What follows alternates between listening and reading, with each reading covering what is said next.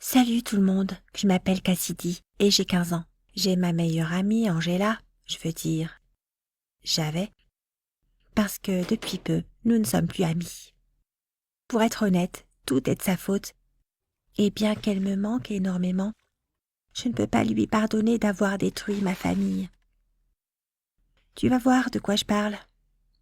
Tout d'abord, ce n'est pas seulement qu'Angela et moi sommes amis depuis que nous étions bébés, mais nos familles ont aussi toujours été très proches. On célébrait toujours les fêtes ensemble, on faisait des barbecues les week-ends et ainsi de suite. Mais il y a quelques années, les parents d'Angela ont décidé de déménager dans une autre ville à la recherche de nouvelles possibilités d'emploi et d'une vie meilleure. Nous avons donc été forcés de nous séparer et c'était vraiment triste. Même si nous n'arrêtions pas de nous écrire, de nous appeler et tout, ce n'était pas la même chose que si elle était proche de moi. Mais un soir, elle m'a appelé en pleurant et m'a dit qu'ils avaient découvert que son père trompait sa mère et que sa maman avait donc demandé le divorce. Je ne pouvais qu'imaginer à quel point c'était difficile pour elle de faire face à cette nouvelle. On a passé la nuit au téléphone et j'ai vraiment essayé de la soutenir. J'ai essayé d'imaginer ma propre réaction si un jour mes parents décidaient de divorcer et je pensais que ce serait probablement la chose la plus difficile et la plus injuste au monde. Peu après cette conversation nocturne, Angela m'a appelée pour me dire qu'elle et sa mère avaient décidé de revenir dans notre ville et à leur ancienne vie. Oh, c'était vraiment super cool. Je veux dire, bien sûr, c'était triste que ses parents ne soient plus ensemble, mais j'étais extrêmement heureuse à l'idée de récupérer ma meilleure amie. Plus encore, nous allions enfin pouvoir étudier ensemble, dans la même école, et c'était vraiment quelque chose dont nous rêvions depuis longtemps. Si seulement j'avais su que cette Angela n'était plus la même Angela avec qui j'étais amie. C'était le premier jour du lycée pour nous et Angela mourait d'envie de se lier d'amitié avec d'autres filles. Et elle voulait vraiment savoir comment faire partie de la bande, tu sais, pour devenir populaire et intéressante auprès des garçons. Je m'étais toujours sentie plus à l'aise d'avoir beaucoup moins d'attention dirigée vers moi et de ne pas être populaire, mais j'ai décidé de soutenir Angela et de l'accompagner à chaque sortie au cinéma avec les mecs au lycée et à chaque soirée. Et tu sais ce que j'ai remarqué? Elle se comportait de façon assez provocatrice en public. Elle avait un rire fort et vraiment pas naturel, et essayait constamment de faire rire tout le monde autour d'elle. Et ce ne serait rien si elle n'avait pas essayé de m'insulter pour paraître plus intéressante aux yeux des autres. Je vais être plus précise. Une fois, lors d'une autre soirée chez un mec de la classe, j'ai trouvé Angela entourée d'un groupe de filles à potins et elles rigolaient bien ensemble. J'ai pensé qu'elle racontait peut-être une blague, mais dès que je me suis approchée d'elle, je l'ai entendue raconter une histoire embarrassante de notre passé. Tu sais, une fois, il y a quelques années, j'ai rencontré Rod, le cousin d'Angela. Il était un peu plus âgé que moi et il adorait tout ce qui concernait les courses de bateaux. Il était grand et très fort, oh et tellement beau. Il était l'incarnation du prince charmant pour moi, pour ainsi dire. Bien sûr, je suis tombée amoureuse de lui et tu peux être sûre qu'Angela était au courant.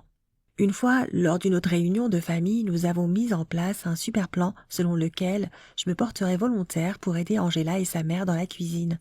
Puis, tout en apportant des collations aux invités, je m'arrêtais à côté de Rod et j'aurais une conversation agréable avec lui. J'avais peur de le faire sans autre raison. J'étais trop timide pour m'approcher de lui et commencer à parler. Et le plan aurait fonctionné sans ce chien idiot qui a senti les mini-fours sur mon plateau. Du coup, alors que je passais près de la piscine sur le chemin de Rod, le chien, un labrador, s'est dressé sur ses pattes arrière, m'a fait perdre l'équilibre et m'a fait tomber dans la piscine. Rod n'arrêtait pas de rire. Je jurais qu'il a même ri si fort qu'il pleurait. Et je n'ai jamais été aussi gênée de ma vie. Bien sûr, j'avais fait promettre à Angela de ne jamais en parler à personne. Et maintenant, devine quoi? Elle avait raconté chaque détail de cet épisode à ses filles, de sorte que lorsque je suis arrivée, non seulement elle se moquait de moi, mais l'une d'elles a même fait quelques commentaires à ce sujet et a même essayé de simuler la situation, même de ma chute dans la piscine, ce qui, je pense, était encore plus humiliant que l'histoire elle-même. Oh, j'ai vraiment vu dans leurs yeux à quel point elles étaient impressionnées par les petites histoires drôles d'Angela et à quel point elle était elle-même si satisfaite de cette attention. Eh bien, cela m'avait un peu irritée à l'époque. Mais dès qu'Angela m'a remarqué et a compris que j'avais entendu tout ce qu'elle disait, Elle m'a silencieusement supplié de ne rien dire, puis elle m'a immédiatement saisi le coude, m'a pris à part et m'a prié de lui pardonner. Elle a dit qu'elle appréciait vraiment toute l'attention et qu'elle avait pensé qu'une petite anecdote du passé ne ferait pas de mal et a promis de ne plus jamais le faire. J'ai accepté de la jouer cool cette fois. Après cette situation, Angela ne parlait plus de moi avec d'autres personnes, ce qui m'a vraiment calmée. Tout le monde semblait oublier ce qu'elle leur avait déjà dit sur mon enfance embarrassante, et je n'entendais plus les gens se moquer de moi. Mais maintenant, nous approchons en fait du but même de cette histoire. Cette situation dont je vais te parler maintenant a littéralement tout gâché entre nous. Un jour, Angela est passée chez moi, pâle et tremblante. Je me suis vraiment inquiétée parce que je ne l'avais jamais vue aussi bouleversée. Elle a dit qu'elle avait quelque chose à me dire en privé. J'ai essayé de faire une blague et j'ai demandé si elle était enceinte, mais à ma plus grande surprise, elle m'a dit qu'elle ne l'était pas, mais que oui, quelqu'un attendait vraiment un bébé. Nous sommes allés dans ma chambre et Angela a verrouillé la porte avec une clé pour empêcher ma mère d'entrer dans la chambre et nous demander si on voulait manger quelque chose, comme elle le faisait habituellement. Puis, elle m'a annoncé la nouvelle la plus choquante que j'ai jamais entendue. Angela était chez elle quand le portable de sa mère a sonné. Et comme il se trouvait à côté d'Angela, elle a décidé de regarder et de voir qui appelait et a trouvé le nom de mon père sur l'écran. Elle a décidé de décrocher pour dire que sa mère était quelque part à l'extérieur et qu'elle allait lui apporter le téléphone, mais avant même qu'elle eut l'occasion de dire un seul mot, mon père a commencé à chuchoter rapidement quelque chose à propos de la grossesse et qu'il était vraiment heureux de la nouvelle et des choses du genre. Puis il a raccroché d'urgence, comme s'il n'avait plus le temps de parler, et à ce moment précis, la mère d'Angela est entrée. Angela a demandé une explication et sa mère a apparemment été prise au dépourvu. Alors elle n'avait rien d'autre à faire que d'admettre qu'elle avait eu une liaison avec mon père depuis leur retour dans notre ville et que maintenant elle en était à sa 6e semaine de grossesse et qu'il avait promis de quitter sa famille, c'est-à-dire ma mère et moi, pour elle. Bien sûr, cette nouvelle était vraiment choquante. Je n'arrivais pas à croire ce qu'Angela venait de dire, et j'étais assise là à essayer de savoir si elle et tout ce qu'elle venait de me dire était vrai, parce que, tu sais, tout semblait complètement fou. Je soupçonnais qu'elle en savait plus qu'elle ne le disait. Puis j'ai demandé à Angela depuis combien de temps elle le savait. Oh, mais maintenant c'est difficile de le dire, que mon père avait une relation avec sa mère. Et la réponse était depuis quelques mois. Elle m'a dit qu'elle avait décidé de tout me dire depuis que les choses étaient devenues très sérieuses avec la grossesse. Quoi? Elle a facilement révélé mon secret d'enfance à de parfaits inconnus, comme ça, et m'a caché cette vérité extrêmement importante, sa meilleure amie, pendant des semaines? Oh, ça m'a rendue furieuse. Tu peux être sûre que je lui ai dit tout ce que je pensais d'elle et de sa mère. Elle n'arrêtait pas de dire qu'elle était vraiment désolée, et s'est même mise à pleurer, mais je l'ai virée de ma maison. Je ne vais pas te dire à quel point il m'a été difficile d'accepter que mon papa fût non seulement infidèle, mais qu'en plus, il allait nous quitter ma mère et moi pour ma meilleure amie et sa famille. Crois-moi, c'était insupportable et je me suis torturé l'esprit pendant 2 jours en essayant de décider si je devais tout dire à ma mère ou pas.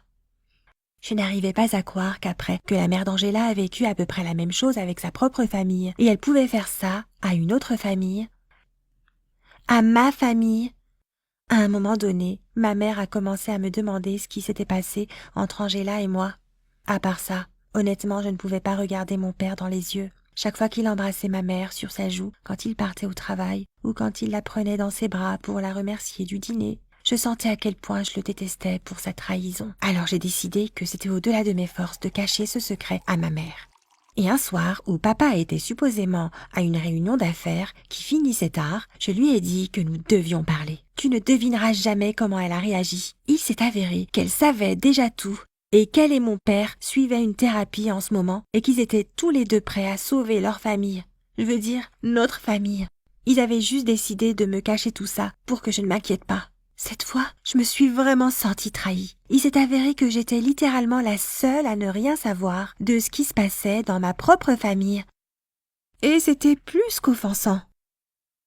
J'ai couru hors de la maison et j'ai senti que j'avais besoin de quelqu'un pour être là, pour moi, pour me calmer et me dire que tout allait bien se passer. Le problème, c'est que la seule personne que j'avais pour ça, c'était Angela, avec qui je suis encore très en colère. Maintenant, dis-moi ce que tu penses de tout ça dans les commentaires et n'oublie pas de t'abonner à cette chaîne. Quelque chose me dit que ce n'est pas la fin de cette histoire.